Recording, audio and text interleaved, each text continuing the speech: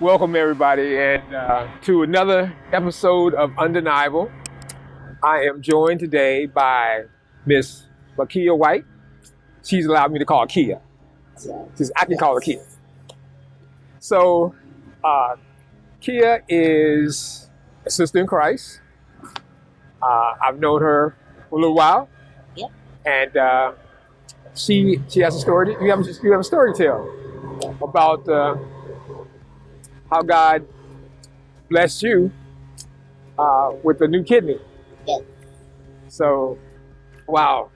So it sounds like, and we spoke a little bit, it sounds like a journey. Oh, yeah. It sounds like a journey that you went on. So, and love to hear about those. And actually how it all began, even going back to, I guess, the early days. Yes. Yeah. Around the age of 6, I was diagnosed with Berger's disease.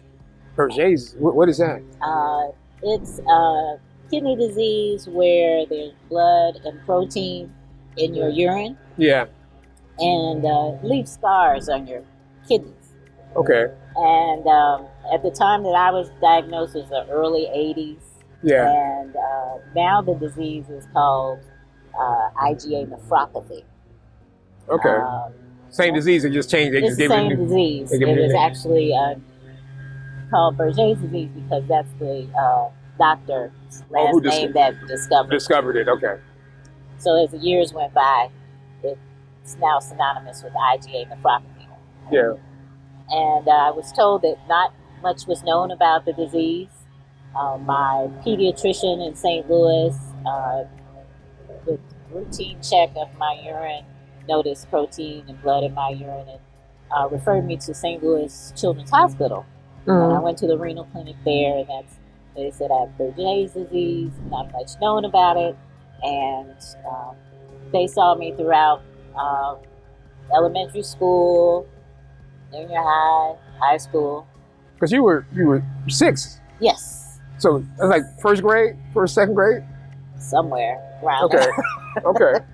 So that's all my family knew, that I had this kidney disease, mm-hmm. and not much was known about it. So I had some inulin clearances, 24-hour urine collections, and I had no complications whatsoever with this disease. No discomfort, no pain, everything, Mm-hmm. I felt good. No complaints. So it felt like you were not sick to you. Right. Okay. It's a silent disease. There's no look to it. Yeah. So people didn't know that I have a kidney disease. It's not like anything you bring up during holidays or right. Routine conversations. But it affects patients differently. Okay. So mine was a rare instance that I had no complications whatsoever. Another patient might tell you they had all kinds of complications. Oh, complications. But I maintained my regular health routine, medical checks throughout my entire life. And so that wasn't anything going on like dialysis, none of that going on at this point. That didn't happen until my 40s. So okay. I was had about 4 decades of dealing with this disease. And it's just something to be mindful of, and you just had to get it checked on every now and then. But no, although I had the greatest healthcare providers, nowhere along the way did someone say, well, this may lead to you needing a transplant. Oh. And, I went to the doctor. I saw all the posters about the various stages of chronic kidney disease, and just not adding up the information in my head saying, oh, I'm in stage 1 or 2 or 3. And it wasn't until I was living and working here that I learned that I was in renal failure. Wow. And I'll tell you how I noticed my body was changing. Yeah. Through my sleep routine. I've always loved naps. Always loved sleep. Yeah. I'm a fan of naps. And not because I was sad or depressed or anything. I just like sleep. Some people like shopping. I like sleep. So I moved here the summer of 2017, and I remember I would sleep longer than 8 hours. And then I would get ready for the day. And by the time I got to my car and driving, I was sleepy again. And I was like, well, what is going on? I've had enough sleep. I shouldn't be tired. Right. And I didn't know how to explain it to anybody except, this is a different kind of sleep. Now with that. And I got sick with the flu around Thanksgiving 2017. And went to my doctor, and she gave me medication and also drew labs. And then she gave me a call to come to the office, and she said, well, you should be on dialysis because the labs indicated that my kidney function was 12%. And I was like, oh. Hold on. So, but you had no knowledge of this. I mean, you were like, you felt fine. It's just that. Perfectly fine. I was just sleeping. Yeah. I was a little bit more tired. Didn't know what to call it. Until I went to a nephrologist, and he said, that's fatigue. So chronic kidney disease has various symptoms, and fatigue is one of them. Oh, so that's wow. why I was sleeping so much. So you just thought, hey, I just like naps. Right. I didn't mind sleeping. Right. Because I was fine with that. But it was noticeable because when I got ready and stirring and getting ready to go drive, I was tired again, and it just didn't make sense because I had more than enough hours of sleep. Right.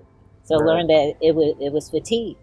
That was one of the symptoms of chronic kidney disease, and I was now in stage 5, which is renal failure. So what does that mean? Renal failure. What is? When the doctor said renal failure, what I knew about that term was death. When your kidneys fail, yeah, you're close to dying, and I knew I didn't want to die. Yeah, and a very good nephrologist, love him, and he explained everything that was going on, the next steps, and he suggested I register at a transplant center. Mm-hmm. And he also suggested I multi-list, and I'll explain multi-list later. But register at a transplant center. Mm-hmm. Try and find a living kidney donor. And that I would start dialysis before I crashed. So, wow. And why a living donor versus living donor kidneys, according to statistics and research, those kidneys last a bit longer for a transplant patient versus a deceased kidney donor. Okay. So most doctors will always recommend living donor versus deceased donor. And I ask that because you always, you go to DMV or you register for the voter. There's always these different places where you go and they ask if you want to be a donor, and that's usually associate that with after I pass and they take my organs, but in your case it's like they're recommending a living donor. Yes. Wow. Okay. Because there's thousands upon thousands of people on the wait list for kidneys, and then the number's even larger for everybody needing an organ. So, they need lungs, heart, kidney. It's a vast list of people in need of a life-saving gift. Wow. Were you? I want to throw this in here too, and just to let everybody know, we're here at the Air Force Memorial.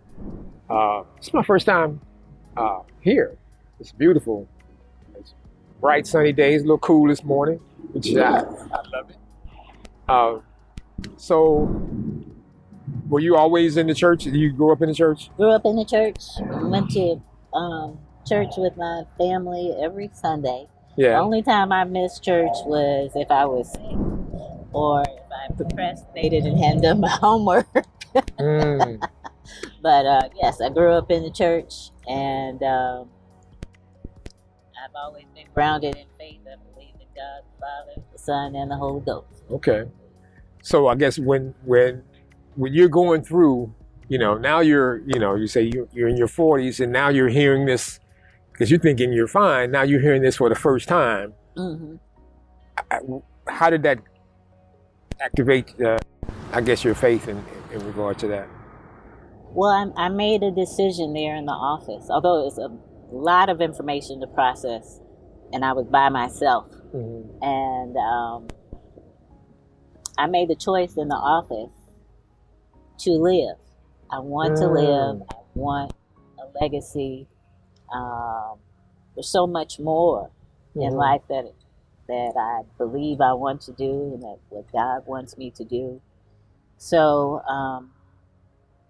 I decided right then and there, what must I do to live? Oh, wow. So I asked the doctor what to do. And like I said, he suggested I find a living donor. And that led to the creation of my social media campaign called That Girl Needs a Kidney.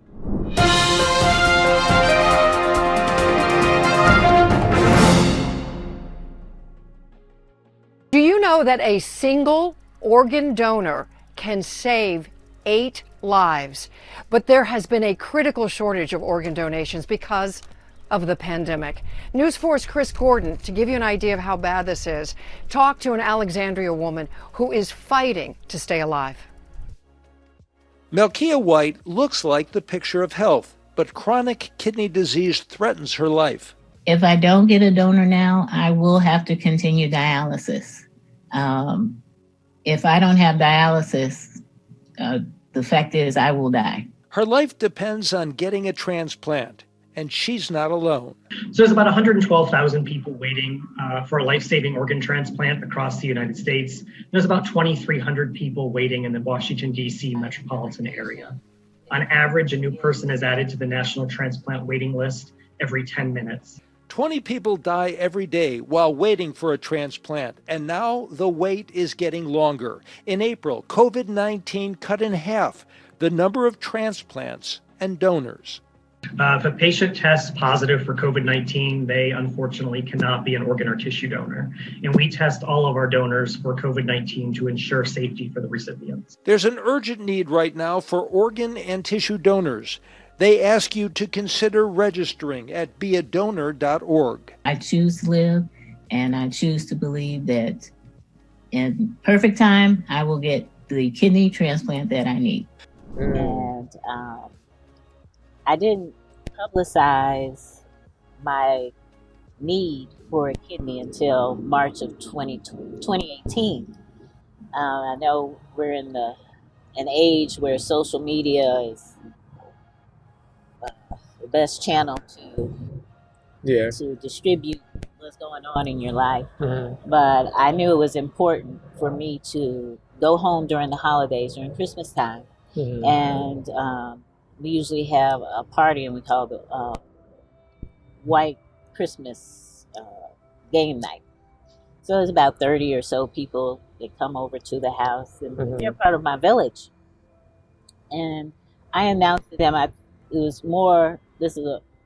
this disease. I wanted to inform my family and friends about the disease I had before I broadcasted it on social media. Yeah. Because they didn't know. Yeah, they didn't know. Like I said, we would never talked about my disease to other folks. It just didn't come up in conversation. Mm-hmm. So during our game night, I made an announcement about my need for a kidney and what was going to happen, and it was just important for me to share that with my village Yeah. Because I think it's so impersonal to broadcast information that's so very personal, Right. so very personal. Yeah. And I didn't want anybody to be surprised. Got it. Was that an emotional night? It was. Yeah. But we always have fun. It's always a loving atmosphere. Mhm. And it didn't bring the energy down. It Yeah. just proved the love, Yeah. the support, the prayer network that I have. That's It was huge. just an affirmation of that. Yeah. So, like I said, I didn't publicize that girl needs a kidney on social media until March of 2018. So tell me about, so you got the list that the doctors say you get on. Mm-hmm. So tell me about the purpose of That Girl Needs a Kidney. But that girl needs a kidney started off just as my need to publicize or to ask the public to be my living kidney donor. Okay. And I know God given me the name of it because I was thinking of different phrases, do something catchy that would grab someone's attention. And I needed a kidney. That Girl by Stevie Wonder is one of my favorite songs. So I just made it that girl needs a kidney. Right. And I used the hashtag symbol because that was trending. So it turned out to be not only an aid to search for a donor, but to inform the public about the importance of keeping your kidneys healthy. Informing the public about chronic kidney disease, what you can do to prevent the disease, the importance of organ donation, process of transplantation. It's everything that I was researching on my own. I shared it with the public. Okay. Wow. So was that, and I'm trying to get it clear in my head because it sounds like you also can be your own advocate. Yes. So you put yourself on the list, but you can be your own advocate. Yes. And I think, and I'm asking that because that sounds like something that people might want to know about. You know, if they're in a certain situation, say, hey, I'm just going through the process, the system, but hey, at the same time, I can be my own advocate to, you know. Yeah, I did. I've always loved reading. Mhm. So, getting back to the term renal failure, as soon as I got home, I started looking up organizations that deal with kidney disease. Mhm. And, tried to learn everything I could. So there's a lot of information stored up here for 5-6 years now. Okay. And I recommend that any patient that is diagnosed with a serious disease or serious medical issue, you have to be your own advocate. You are your best advocate. Yeah. Nobody's going to care about me as much as me. Maybe my mom or my dad. Yeah. But you have to. I always recommend to patients, you have to make the choice to live. Some folk are not able to make that choice. It's difficult. It's a lot of information. You're facing death. So you have to make the choice. I want to live. Yeah. That's the first thing. And then you have to advocate for yourself. When you go to the doctor's office, you ask all the questions you want to ask. You keep asking until you get the answers you need. You can get a first opinion, a second opinion, a third opinion. Go to how many other healthcare providers you need until you get the right one where you feel comfortable. Yeah. So yes, you have to be your own advocate. And you were blessed in that because you had a really good healthcare provider? Oh yes. Yeah. Throughout my entire life, but I would say that from 2017 on, the bond that I developed, the relationships that I developed, not only with my nephrologist, but having to go on dialysis.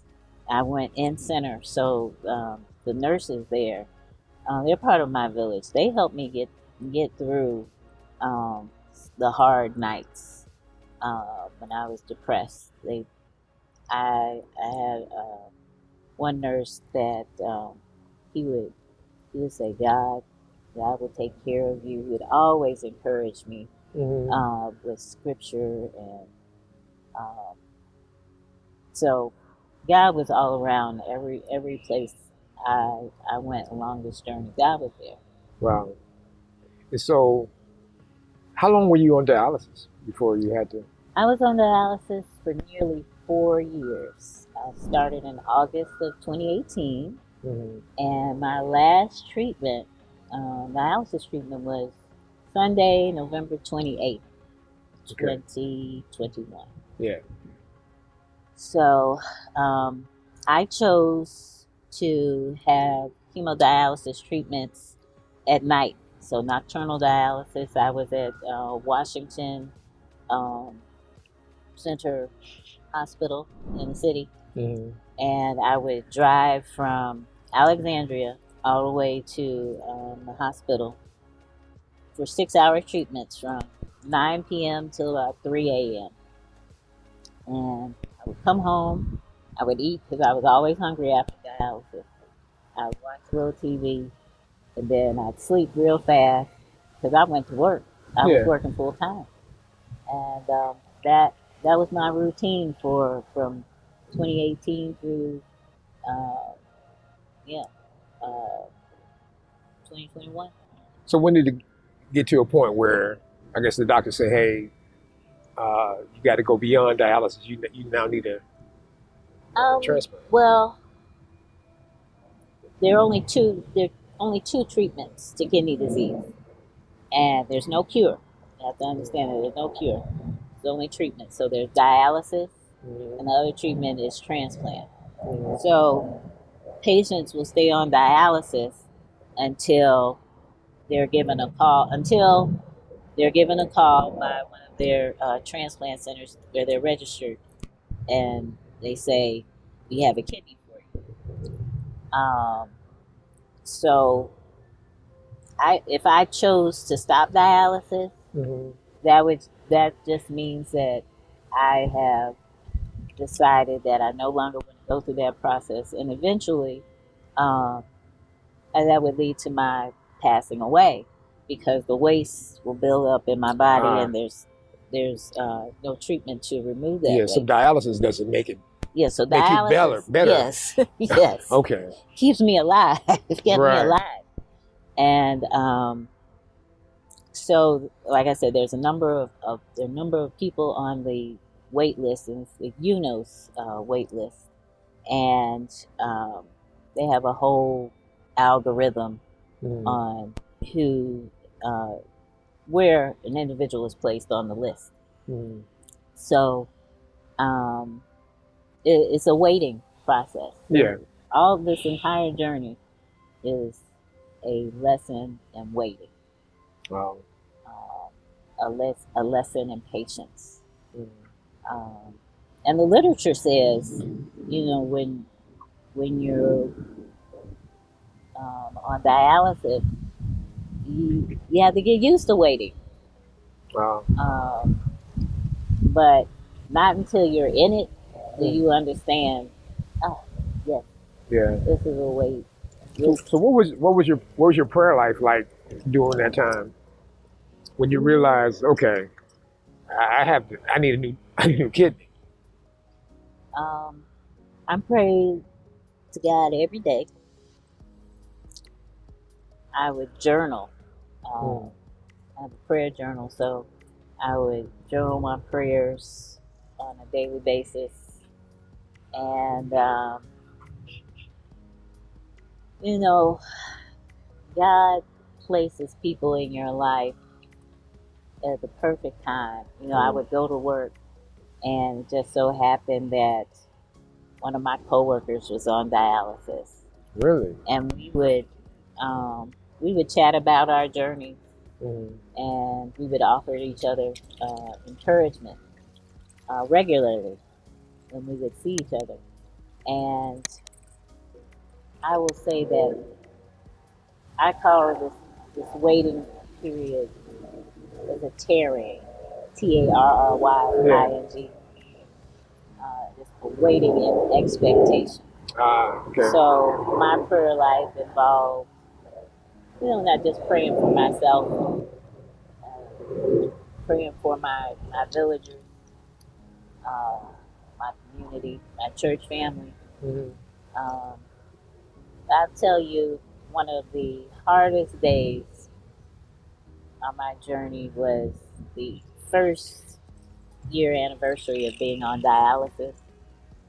And I wailed and I cried and I screamed. Why was that so bad for you? I was talking to God, and I was like, why hasn't this living donor appeared? Why am I having to wait so long? And, I mean, I cried so much that I didn't make it to work that day. And that was actually the first time I ever released this kind of emotion. Since I found out I was in renal failure. I was so busy trying to live, so busy informing the public about my need. I just hadn't had a moment to myself to just break down and release all those tears. Yeah. And somewhere along the journey, I said, well, don't focus so much on a living kidney donor. You need a donor. Just period. I need a donor. Yeah. So yeah, prayer was a part of my daily living. Asking God for patience. Asking God to keep me encouraged. Asking God to help me to continue to be willing to live. Yeah. And just to be a light in this world, as I shared information on social media amongst my village, that I would be able to pierce someone's heart with my message. Yeah. Encourage someone who's going through a serious medical issue, just serious issues. So when was this decision to move to St. Louis? At that time, it was April of 2021, and the pandemic was present. And did that complicate things? I'm sure it did. It was the isolation that got to me. Yeah. And because my immune system was compromised, I didn't go out very much at all. And everywhere I went, I wore a mask. I still wear a mask because I'm still immunocompromised. And it got really lonely. I became very depressed. And I have to also mention that I also had a therapist at this time. And that was extremely helpful to have a therapist. But I had a family meeting, and my family knew that here in the DMV area was a 7 to 8 year wait for a deceased donor kidney. And going back to St. Louis, the wait time was 3 to 5 years for a transplant from a deceased donor. So it was an easy choice. Wait 7 to 8 years here. Yeah. Or 3 to 5 years in St. Louis. But it didn't take that long, though. It didn't take that long at all. I got back after you and DOT and some other church members helped me pack the U-Haul to get back to St. Louis. Yeah. We got back to St. Louis on May the 2nd, 2021. And November 29th, 2021, I got a call from my transplant coordinator, Joanne. And she said, we have a kidney for you. So the move from here back home to St. Louis was to affirm that it was the right right move. Yeah. And you know, just being back here in Virginia is home. Yeah. You know, and of course St. Louis is home, but it's good to be back, you know, here. So what was that like when you got that call? Oh my goodness, it's a funny story. Because it was around Thanksgiving. Yeah. A few days after Thanksgiving, I was up at 2:00 eating ambrosia salad Okay. and watching Netflix. I hadn't had that in a while. My mom makes ambrosia salad for every holiday, and I love it. So it's 2:00 in the morning, and I'm eating dessert and watching Netflix. And I finally get to sleep, probably 2:30ish, 3:00. And my phone rings at 4 something in the morning. And I was like, whoever this is, it must be the wrong number. And I went back to sleep. Yeah. And a couple minutes later, the phone rang again. I said, oh my goodness, you know, all I wanted was to sleep. Yeah, yeah. You know, I was tired. So I stayed up all night and all morning. And I didn't answer that call. I didn't answer that second call. And as soon as I stopped ringing, I said, you know what? That could be the transplant center. Oh my. And then I said, well, they'll call my mom. Because I was more interested in sleep. And sleeping. Oh my. So they did call my mother. And She answered. yeah, she answered the phone. So my parents ended up coming down to my room, and they had phone was on speaker, and they said, "This is Joanne. Talk to her."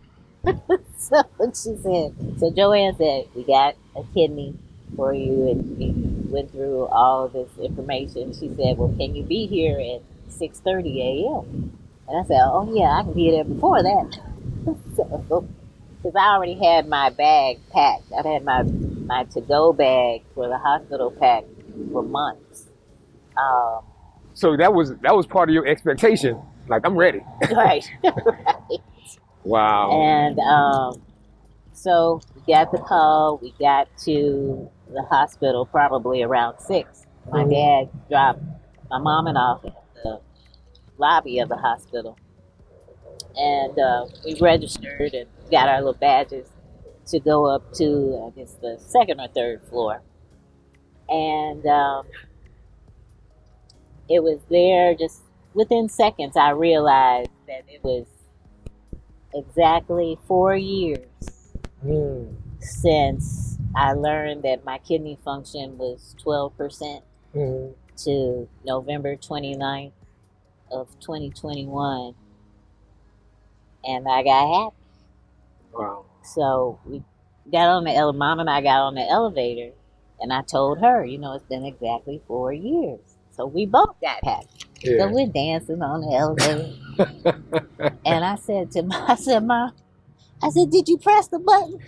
And she said, no. I said, press the button. We in there praising the Lord and getting happy in the elevator. Hadn't pressed the button. So we did make it to the right floor. Yeah. And I was in surgery by 10 a.m. Wow. So how's it been since? Now I guess you get these regular checkups and. Well, my gift is right here, and I'm doing very well. My doctors are pleased with my progress. There's a graduated schedule for patients, so right after surgery, I have to get my labs drawn every week. Then I graduated to every other week, and now I have my labs drawn once a month. Okay. But I am back to exercising. Not right now, but Yeah. I had a routine before surgery, and I was walking 3 to 4 miles on a regular basis, at least 3 times a week. And so Earlier this year, I was doing about 4 miles on a regular basis, and I fell off. But anyway, all is well. So I know we spoke a little bit. You told me about the family of your donor, that you have a relationship with them now. I do. Just so happens that I received a letter from the donor family Mm-hmm. in March of 2022, and I read the letter. And I kept it to myself for a day or two, and it was a lot to process. It was 1-page letter, and there are rules to writing this letter to the recipient and the donor family that Donate Life America gives you. So you don't include personal information in in the letter. But I wasn't. It was a lot to process, and I wasn't ready to respond to the family yet. I shared the letter with my parents, of course, and I finally responded to the family right before Thanksgiving of 2022. And just getting to write that letter was a process. Yeah. That required prayer and meditation, because I wanted to extend my appreciation and gratitude, and um, also be mindful that this family lost a loved one. And I did learn that my donor was a 14-year-old girl. So that was tough. But how God moved just this past week, the mother of my donor reached out to me on my Facebook page, and she said, "Well, you have my daughter's kidney," and I responded, and we ended up exchanging text messages, and we actually had a telephone call this past Friday, and she shared more information about her daughter. I actually spoke with the mother and the father, and they live about 4.5 hours away from St. Louis. Yeah. So we do have plans to meet in person. Oh, nice. And it was a nice conversation, emotional for both of us.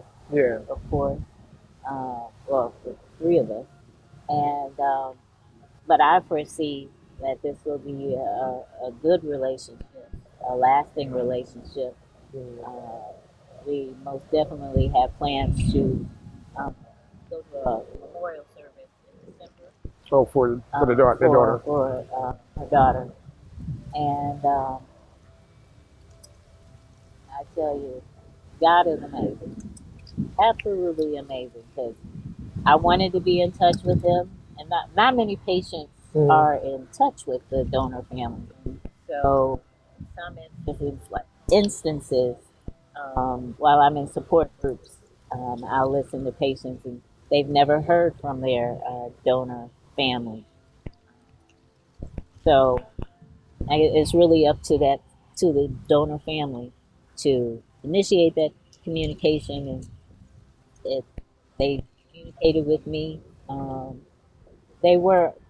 The family was familiar with the organ donation process. Yeah. So that may have had something to do with their wanting to be in touch with me. But not all patients have the opportunity to be in touch with their family. So I've been blessed in that instance. So you've had a lot of experience waiting.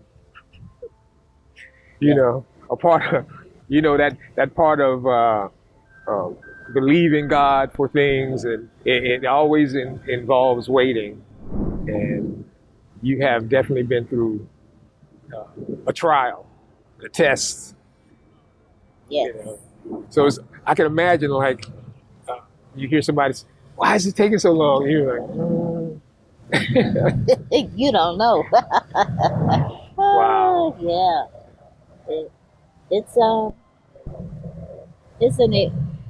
My journey was, although I maintained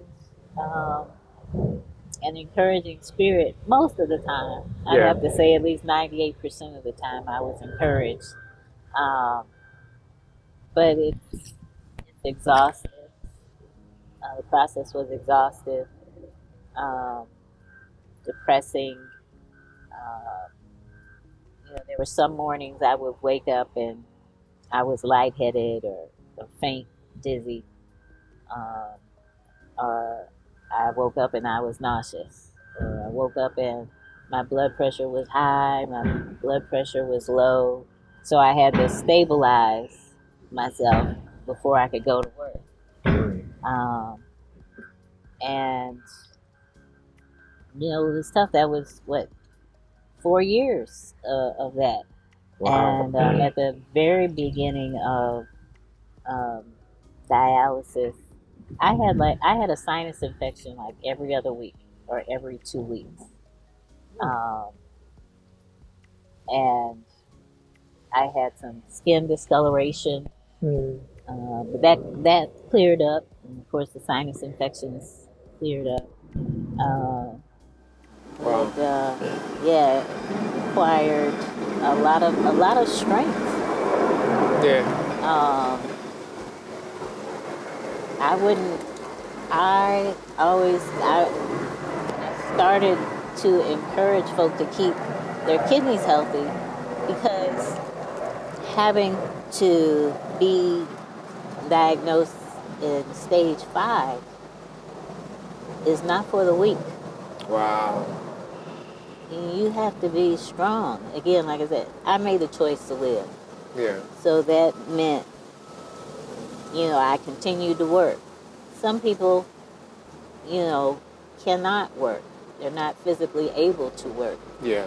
And I was able to. I had managers and employees that knew my situation and understood if I needed to come late because of my dizziness, low pressure, blood pressure, and all that. So I was blessed. Not every employer cares about an employee enough to say, take care of yourself and then come to work. Yeah. So I was blessed in every area of my journey. Not to say that there were times that weren't trying, because there definitely were, many times. But God is faithful. Wow. God is faithful. So you said something, and my latest thing is that's an amen moment when I. But you said something that I think choosing to live. Yeah, that's what I want to hold on to. Making the choice to live, and God is in the midst of all of that. Yes. Because He's the reason for it. Mm-hmm. So, wow. Well, thank you. Thank you. Thank you for giving us your story. Thank you all for joining us again. And hope you have a great day and be blessed. Choose to live.